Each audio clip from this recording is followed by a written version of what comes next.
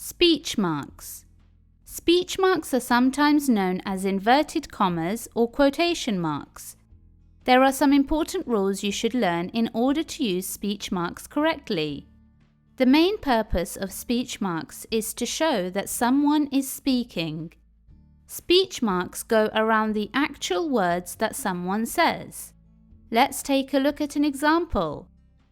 "What should we do on the weekend?" asked Sophie. This is direct speech. It tells you what Sophie actually said. So you need speech marks at the start and end of the speech. It's important to note that you should only use speech marks if you quote exactly what someone has said. Let's take a look at an example. Sophie asked what they should do on the weekend. This is an example of indirect speech. You don't know what exactly was said, therefore, as there is no actual speech in the sentence, you don't need speech marks. A key rule you should remember is that speech marks always begin with a capital letter, even if it starts in the middle of a sentence. Let's have a look at an example. Lucy cried, "This isn't fair." Notice that the T has a capital letter. You should also remember that speech always ends with a punctuation mark, whether that's a comma, full stop, exclamation mark, or a question mark. The punctuation mark usually goes inside the second set of speech marks, as shown in this example. Let's take a look at how we should use punctuation with speech marks. How are speech marks used with a comma? You should use a comma if the sentence continues after the speech ends. Let's take a look at an example. "I think I can hear a noise from the bushes," said Lenny. Notice that the comma comes after bushes because the sentence continues after the speech has ended. "We should go inside now," whispered Molly. The comma would come after now. How should you use speech marks with a full stop? You should use a full stop if the sentence ends when the speech ends. Let's have a look at an example. The girl suggested, "We'll take a break here."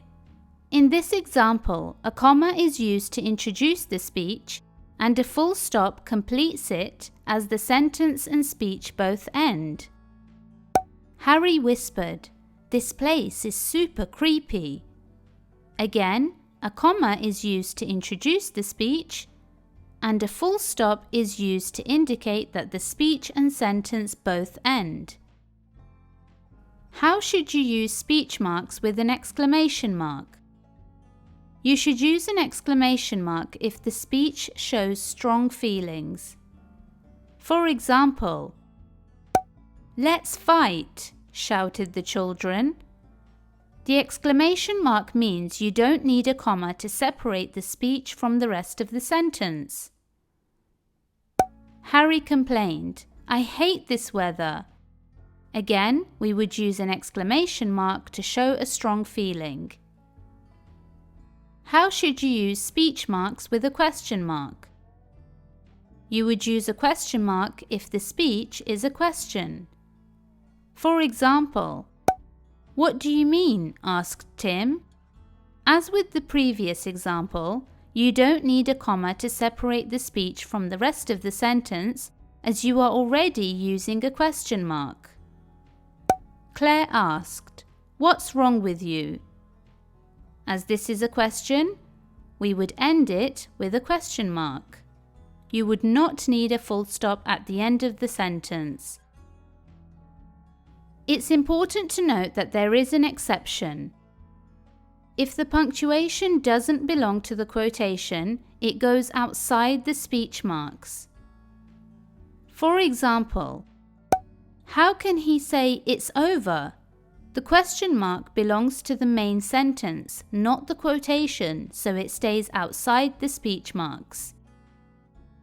Did she really say "I love you"? In this example, "I love you" is not a question, but the whole sentence is, so we add a question mark after the closing speech marks.